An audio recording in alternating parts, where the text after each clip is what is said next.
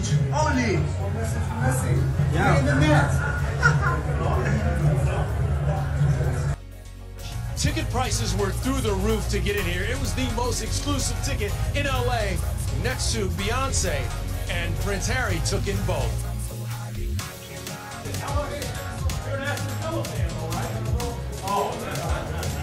Oh, we see you, Harry. All smiles watching Inter Miami defeat LAFC 3-1. In fact, only our cameras caught the Duke of Sussex as he chatted up Leonardo DiCaprio in the director's box at BMO Stadium.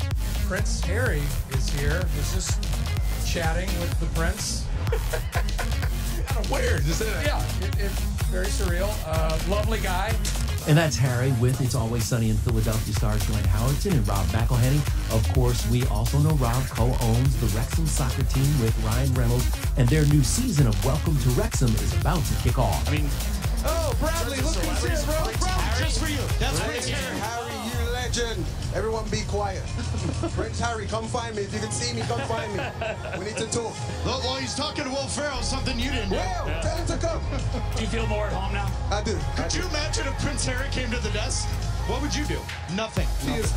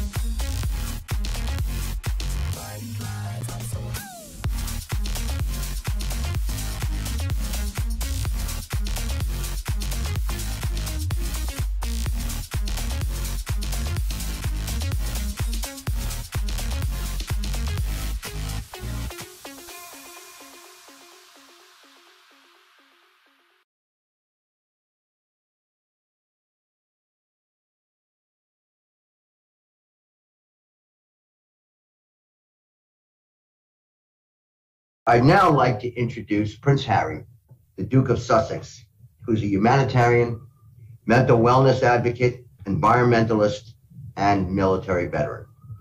As co-founder of Archewell, he is focused on driving systemic change across all communities through nonprofit work as well as creative activations. The mission across Archewell, which currently includes Archewell Foundation, Archewell Productions, and Archewell Audio, is united behind the deeply held belief that compassion is the defining cultural force of the 21st century. In fact, Prince Harry has dedicated his life's work to advancing causes that he is passionate about. He is the founder of the Invictus Games, a platform for wounded, injured, and sick service personnel to use sport as part of their rehabilitation, something I know a little about, as well as Travelist, a nonprofit entity comprised of several of the largest online travel agencies in the world.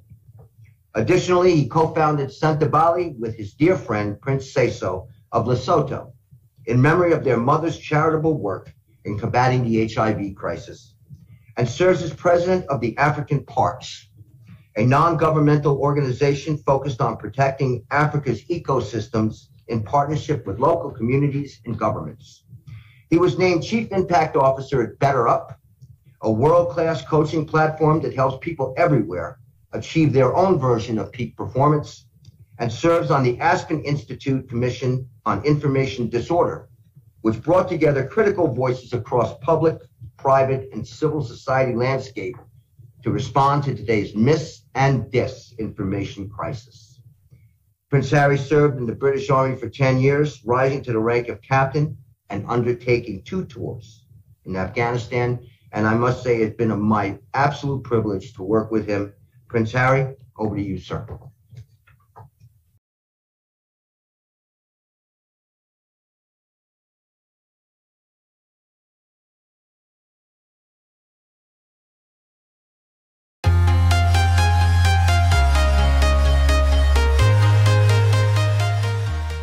Thank you, everyone. I'm delighted to be here this evening to present this award to our youngest winner. Please welcome to the stage the winner of the 2023 World Child Most Inspirational Child, age 4 to 6, Violet Seymour.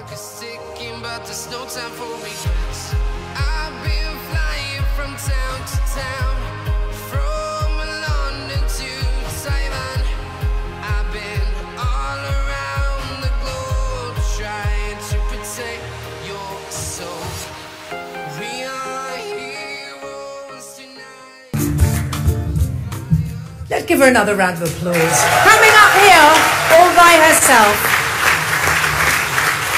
Now, before we take a break, Well Child patron Prince Harry, the Duke of Sussex, would like to say a few words.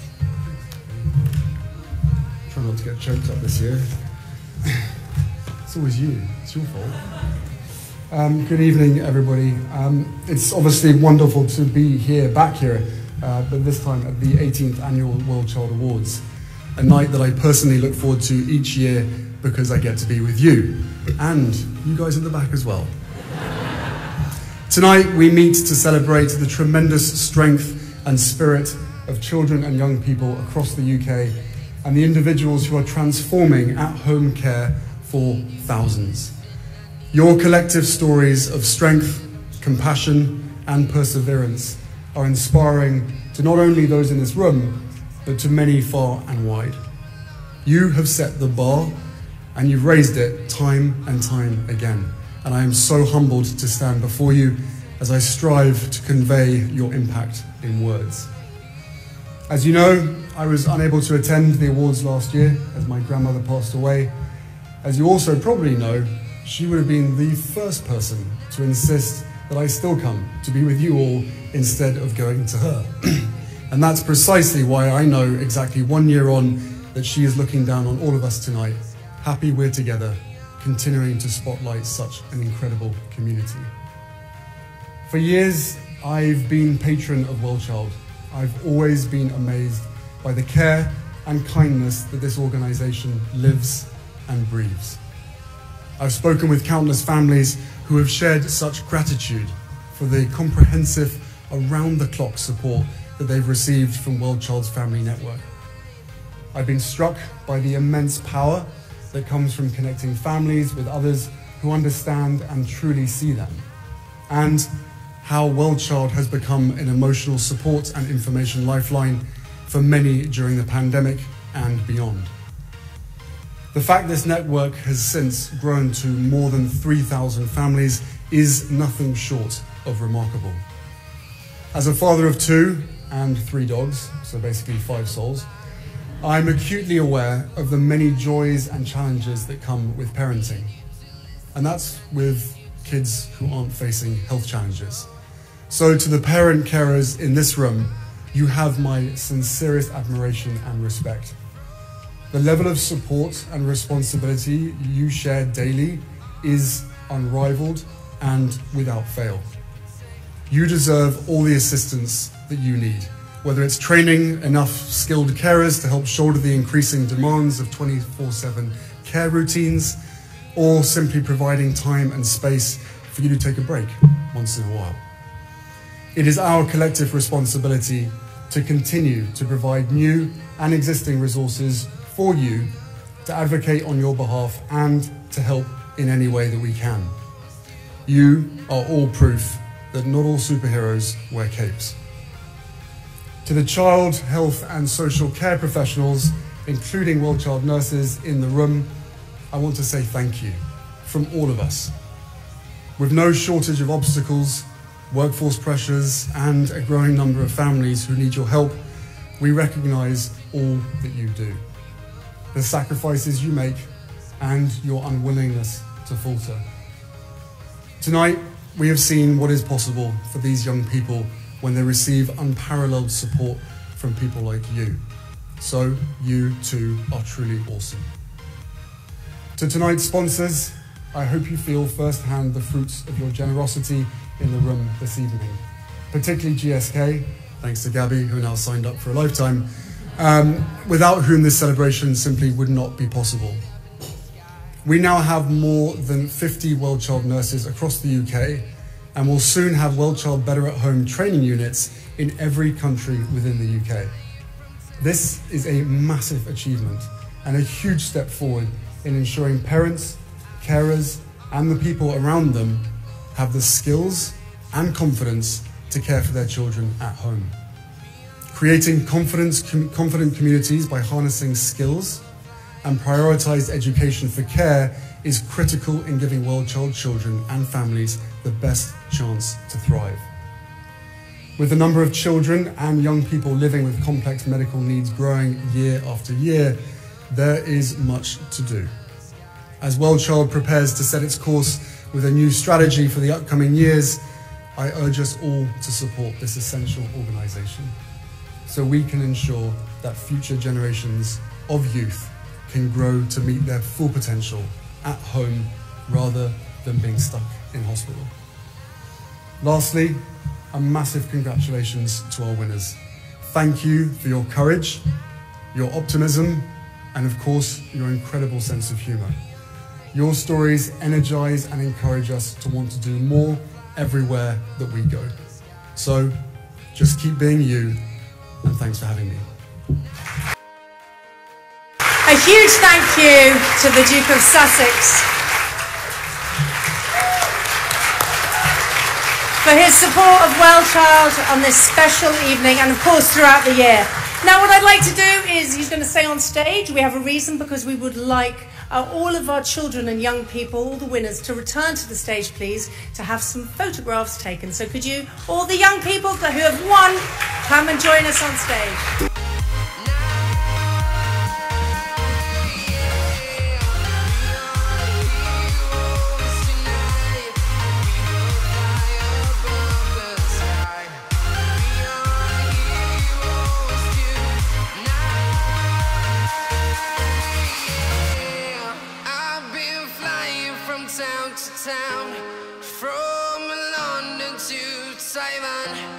I've been all around the globe trying to protect your soul.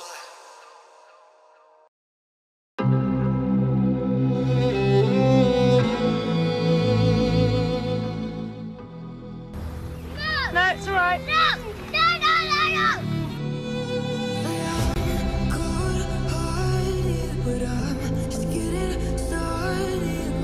Do you not remember?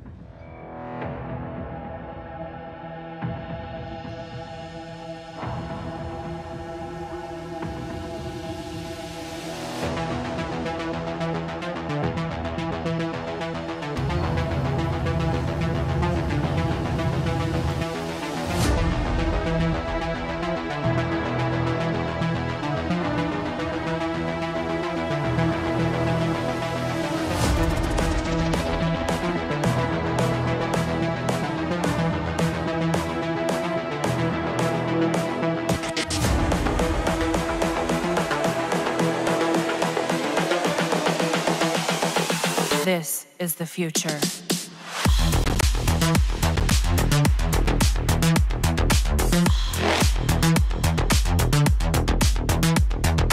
Evolution.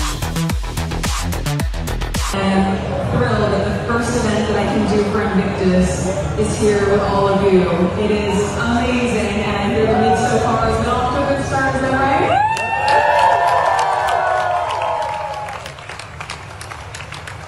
So a huge thank you for this amazing event that Fisher House has put on. I was really fortunate to go and visit one of the houses in Los Angeles just a couple weeks ago, and I was so moved by everything that they do because they understand, as you do, as my husband does in creating the Invictus Games, how much the value of rehabilitation matters, not just as a solitary experience, but as a family.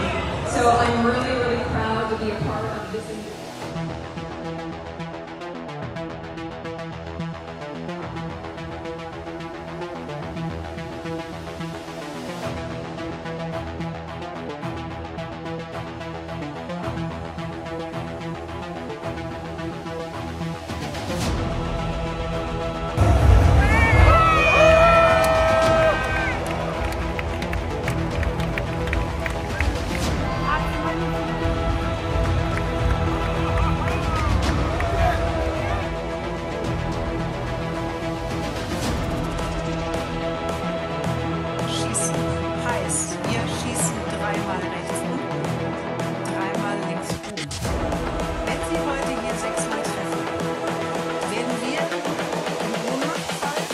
This is the future. Glitter aus der Decke, weil das hat noch Human nie error. jemand.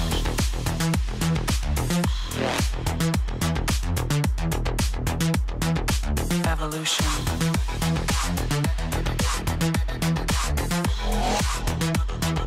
This is the future. And the winner of the gold medal and Invictus Games champion, representing United States of America, Danielle Potter.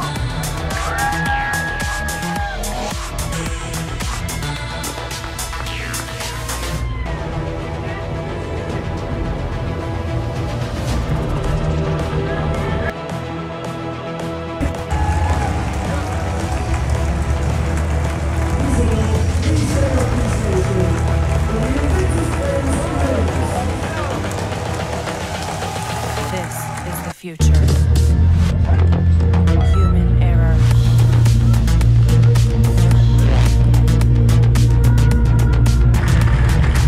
Evolution.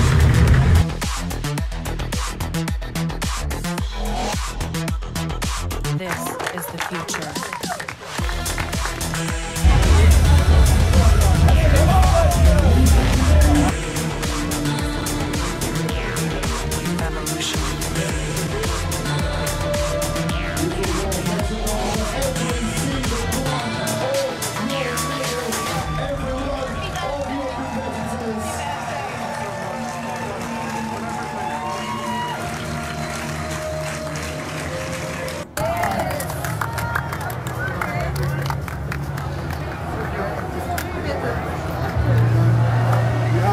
Yes, you happy? Well done. Well done. Well done. Happy birthday. Yeah, I'm so happy. I've got something for you. This is from our team. Team Invictus volleyball. Thank you very much. Because the team is our strength. Thank you very much. Thank you for Christmas you are going for. Thank you. Greatness. And you, thank you for supporting. So come on, everybody. Drużyna to nasza siła! Drużyna to nasza siła! Drużyna to nasza siła, siła, siła! 100 lat, niech żyje, żyje nam! 100 lat, niech żyje, żyje nam! Jeszcze raz, niech żyje, żyje nam! Niech żyje nam! A kto? Harry! Happy birthday! Yes. Yes, of course. Hi, girl. How's it going? I told ya. Oh, look at her go. Congrats. Thank you. Was that this morning? Yeah. Oh my gosh. Z dniem narodzenia Тебе, z dniem narodzenia Тебе, z dniem narodzenia Тебе.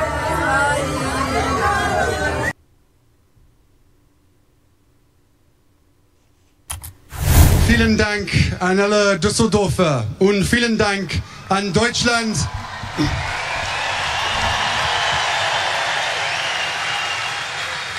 Für dieses fantastische Spiel.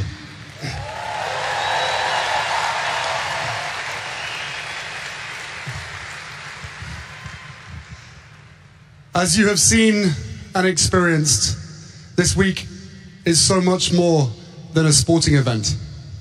It is a platform for positive change. The ripple of respect has been felt far and wide, and we hope you too are feeling it deeply. And I'm sure you're all physically exhausted. Who wouldn't be? But I also hope that you are mentally stronger than when you arrived.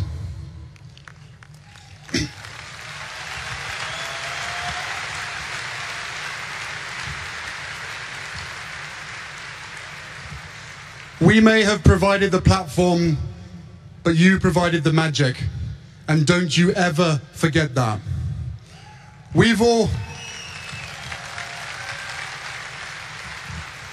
witnessed the true impact sport has had on your recovery and on your post-traumatic growth.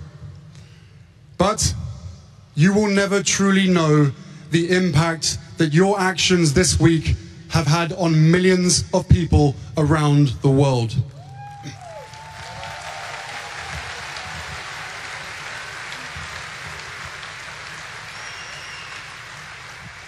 You have opened people's hearts through your vulnerability, through your resilience, and through your sheer abilities. You have shown us that joy can emerge from struggle, and for that, we are eternally grateful.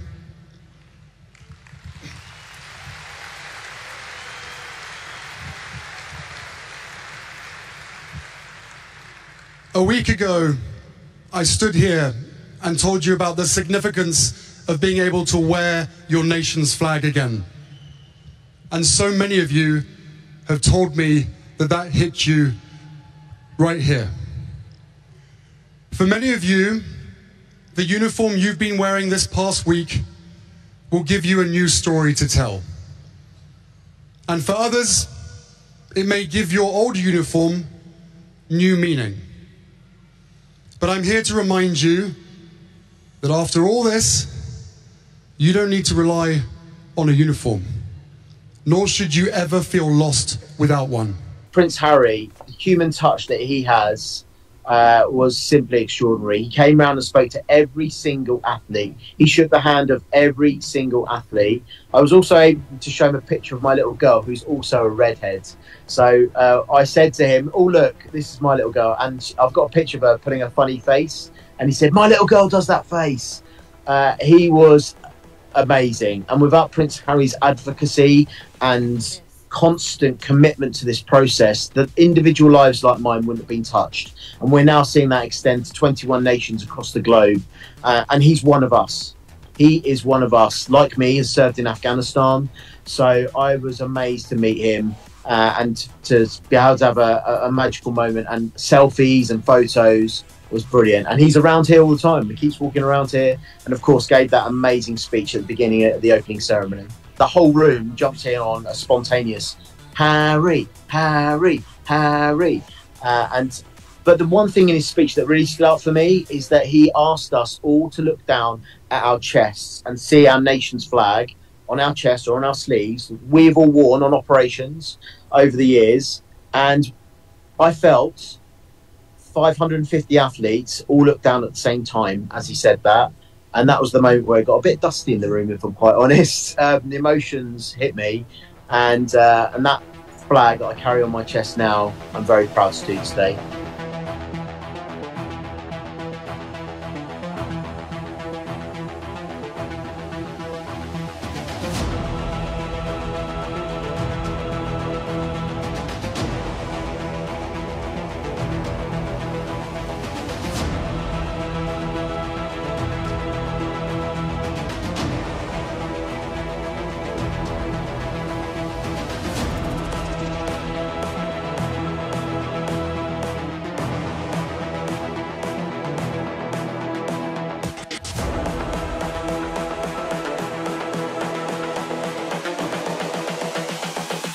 This is the future.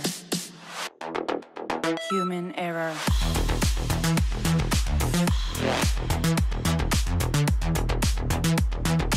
Evolution.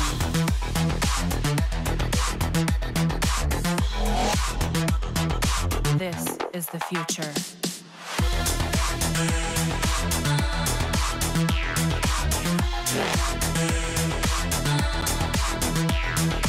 Evolution.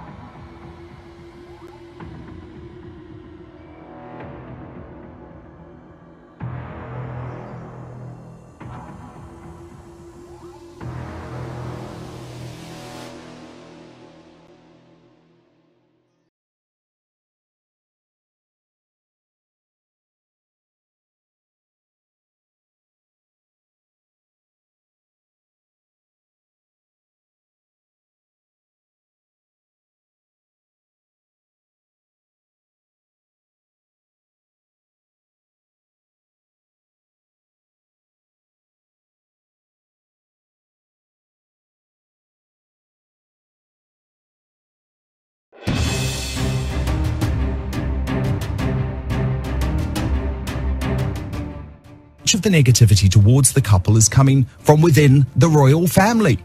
The royal family and staff of the royal family are the ones that are very often leaking these stories to the press. Justifiably cruel to them. Well, Tis, Yes. let me just pick you up again, because facts are important. I know you like a narrative, but facts are important.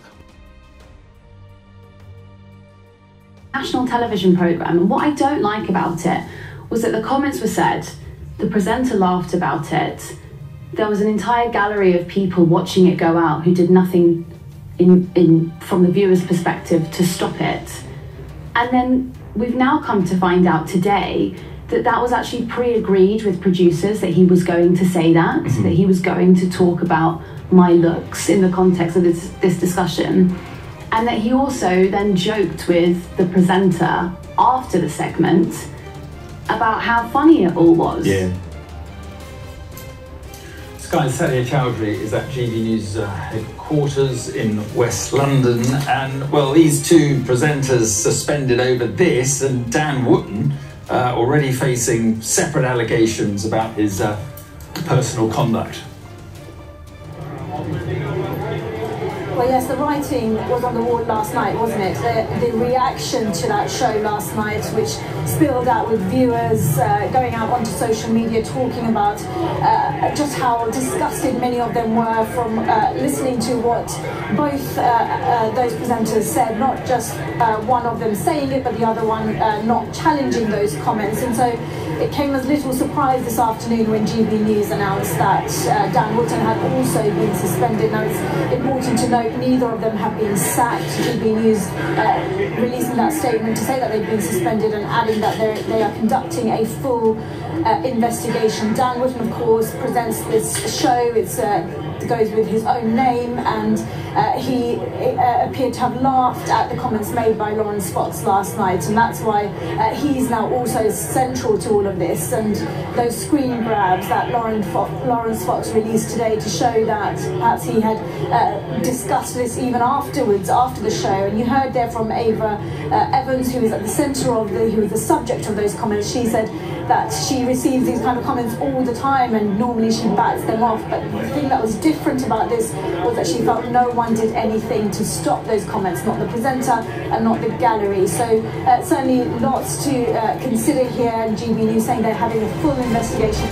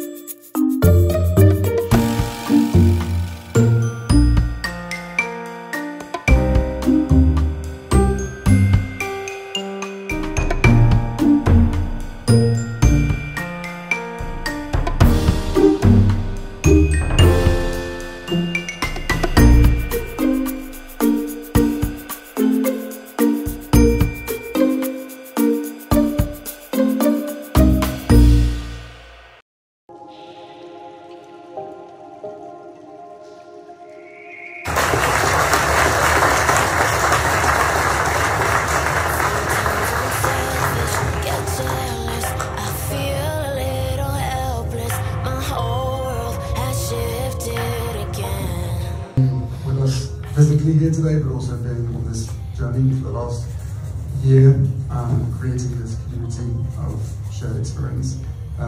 We know it's not hard, we know it's not easy for you guys to be here, so thank you very much. In answer to your question, Carlson, if I can answer it, I think once we started to realise how many people, how many families, how many parents there were in the US, but also around the world, that have suffered the greatest loss, we quickly realised that there was no one really in this space bringing them together. And yes, a huge part of this is to be working with Matthew and his team towards sort of the ultimate solution. Thank you for asking and also for being here with us. You know, a year ago we met some of the families, not all of them. At that time, it was impossible to not be in tears, as I'm sure so many of you have been today hearing these stories. You hear the stories again and again and again, it's still going to have the same emotional impact because it's just that devastating. And as parents, though our kids are really young, like 2.5 and 4.5, but social media is not going away. And look, I think by design, there is an entry point that's supposed to be positive and creating community. And something has devolved. And there's no way to hear that and not try to help these families have their stories be heard. And the burden can't solely be on the parents, and for these parents who have experienced this extreme grief to not feel burdened, to experience extreme guilt. It's not their fault. And many of the platforms that we've had conversations quietly behind the scenes with these tech executives, and they do feel that they have created, and they have, many of them created, parental controls and certain guardrails, much of which many parents, if you aren't tech savvy, you can't navigate that comfortably. It feels pretty overwhelming. So there has to be a better solution than that, of course. And I think equally, in every country has different guardrails on things like this. We've had insight sessions. We were just in Germany. We had one with parents there. My husband's done them in the UK, and obviously we've done a collective of families across the States. But as we've also discussed with, you know, the tech space and online harms has been important just prior to working specifically with families. And it's Tristan Harris, who's a friend of ours that we started working with a few years ago, founder of Center for Humane Technology. And Tristan had said, just like when something is invented, let's take the car, for example. When the car was first invented, there wasn't a seatbelt. You could smoke inside of your car. And what happened? People started to get hurt. People started to die. So you started to change the car. You would put in safeguards so that this new piece of something that is part of our evolution is adapting to keep people safe. Right now, even if you're veering off into the lane, maybe you're getting a little sleepy, beep, beep, beep, bring you right back to where you're safe. And so as we watch the evolution of social media and the internet, what are those same modifications we need to make to ensure that just like that car, we are adapting to the times, because people are getting hurt and people, specifically children, are dying. How do we fix that? And I think it will take all of us on so many different levels, from grassroots level, of course probably to policy, to be able to keep our families and our children safe.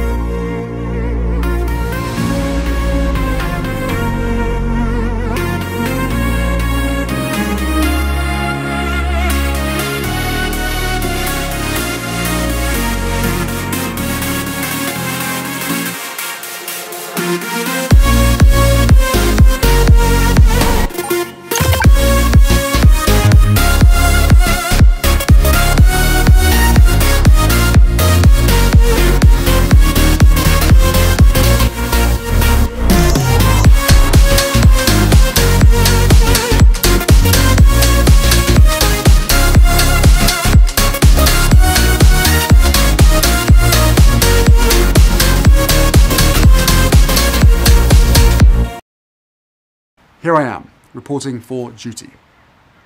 Good evening everyone, and hello New York. Obviously I was deeply honoured when Bob asked me to debut my stand-up act with you all tonight. I was so relieved to be invited back, but then I started to question whether his invite for me to actually do stand-up was in fact his idea of a joke. Either way, due to the shockingly low representation of gingers last year, and out of respect for my fellow endangered species, here I am, reporting for duty.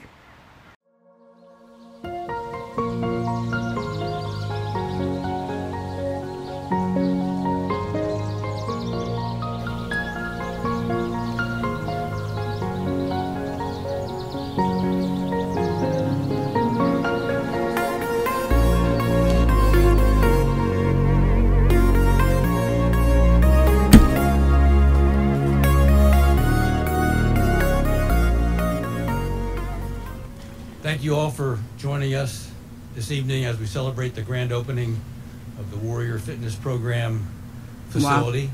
We're very proud that this facility is opening up. It joins a sister facility which has been in operation in Norfolk, Virginia, which is another center of concentration for naval special warfare. And so with the opening of this facility, we think we'll be able to reach 80 to 90% of our naval special warfare population, and importantly, our veterans. We're joined today with special guests, the Duke and Duchess of Sussex, Prince Harry and Meghan. So thank you very much for joining us this evening.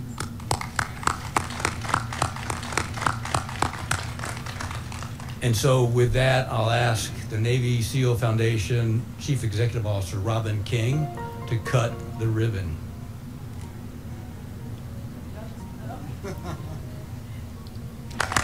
Yeah. Thank you very much. We're very proud of it. Thank you very much.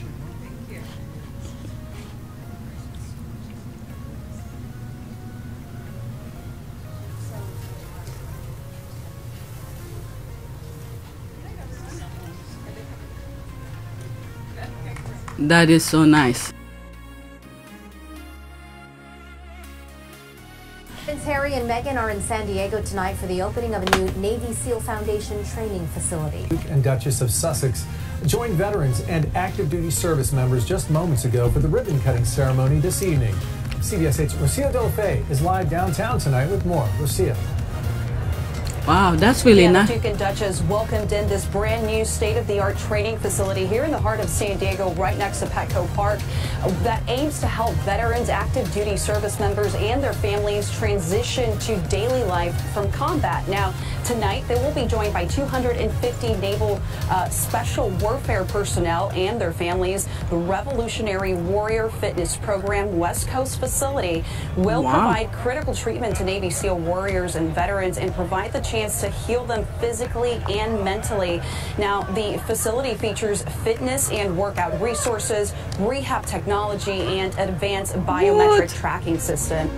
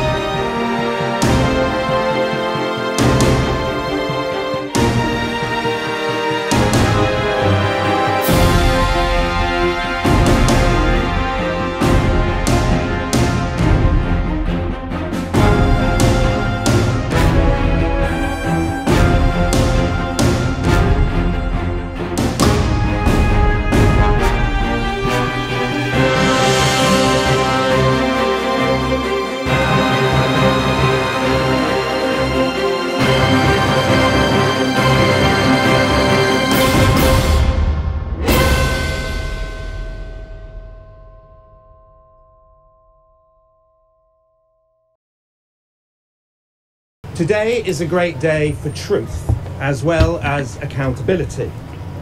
The court has ruled that unlawful and criminal activities were carried out at all three Mirror Group newspaper titles, The Mirror, The Sunday Mirror and The People, on a habitual and widespread basis for over more than a decade.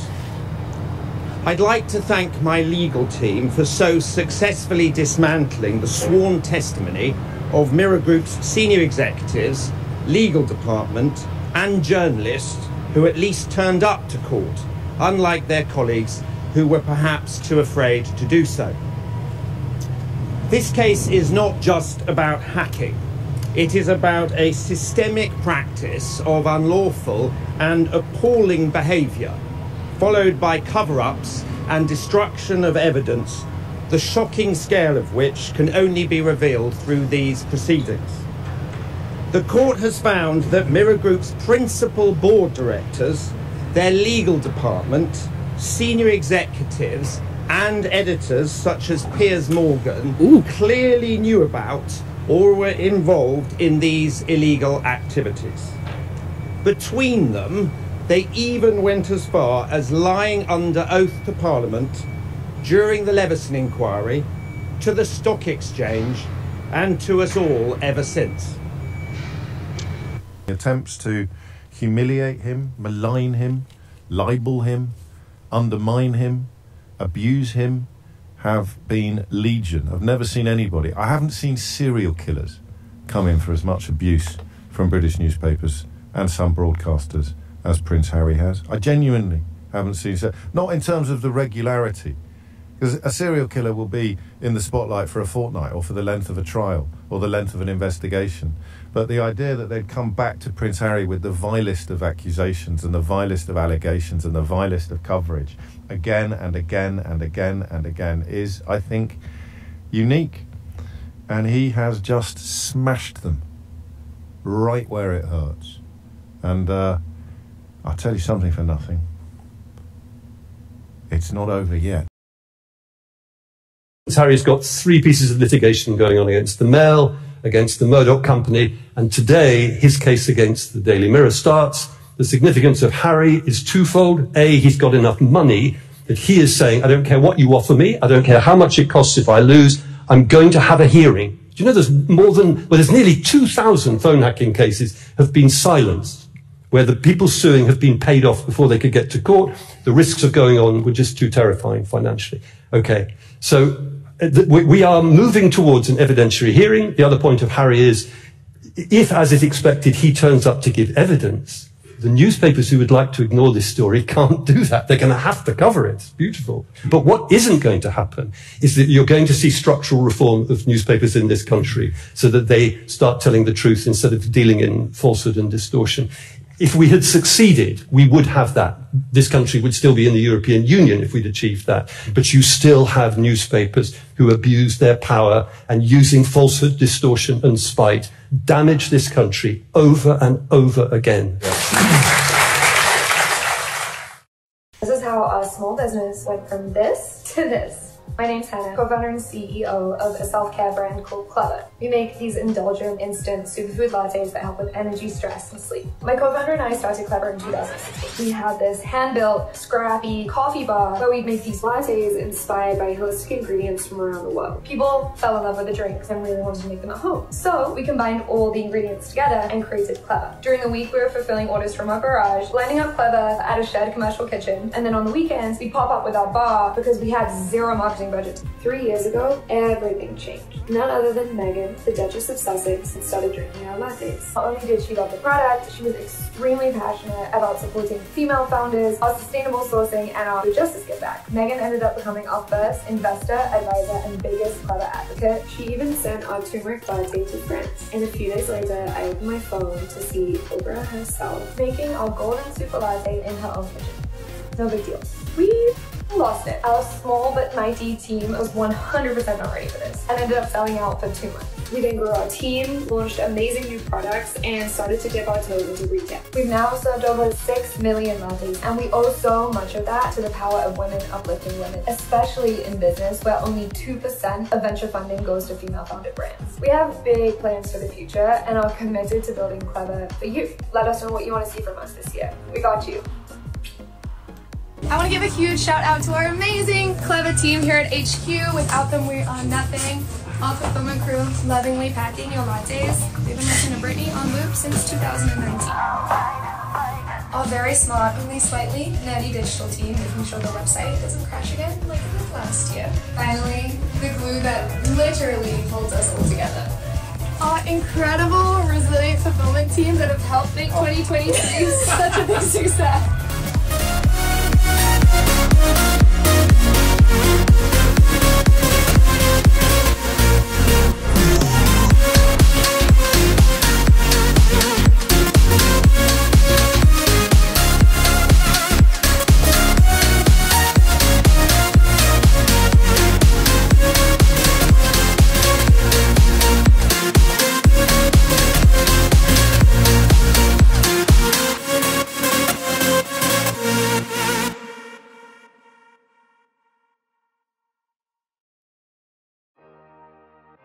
Megan, how excited are you to be here tonight? Oh gosh, it's so great. You look stunning. That's so sweet. Mom's night out. Exactly. It's so much fun. You have something to do with it, but good shows are everlasting. That's what you're doing now. You have now come into Hollywood in a professorial capacity. What is inspiring you? And as you're kind of looking to make these new projects, what is the thing that is, driving the work that you're going to put out into the business? Things that make people feel, I was going to say good, but it's more than that. Things that make people feel something, right? And feel a sense of community, but we have so many exciting things on this slate. I can't wait until we can announce them, but I'm just really proud of what we're creating. My husband is loving it too. It's really fun. We're here anytime you want to make those announcements. Okay, thank you.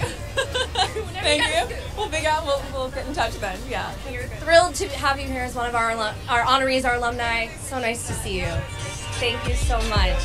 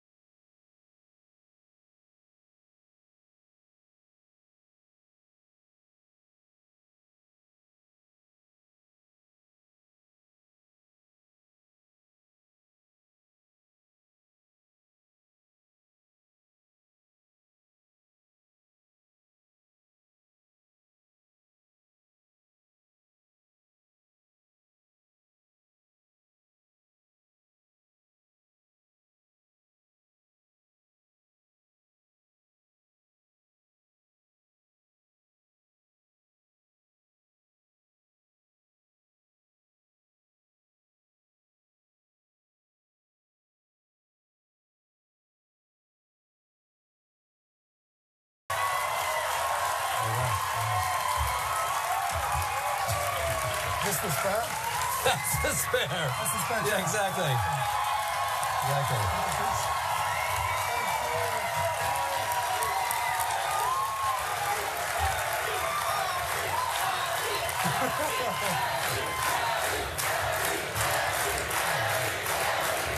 Thank you for bringing in the crowd.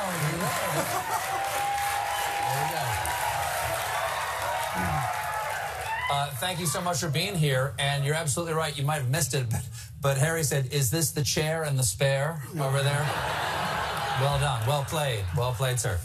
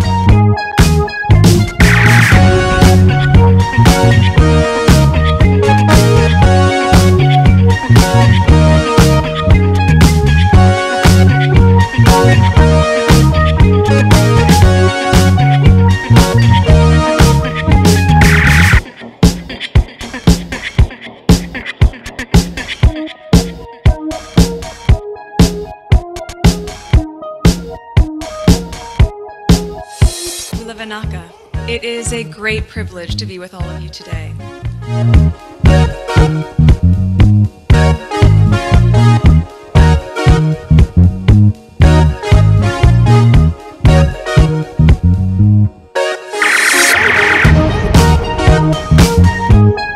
You know, we ask for forgiveness and please come back.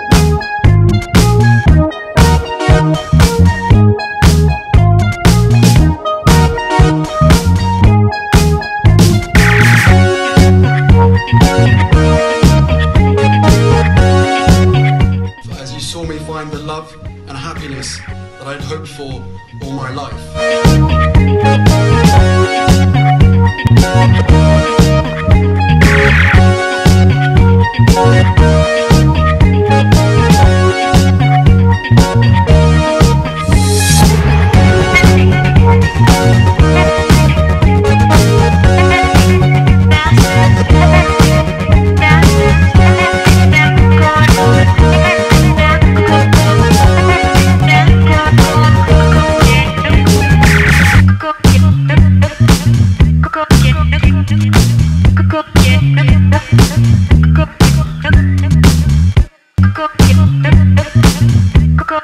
You are all in this together, and if I may speak personally, we are all in this together, because asking for help was one of the best decisions that I ever made. You will be continually amazed how life changes for the better.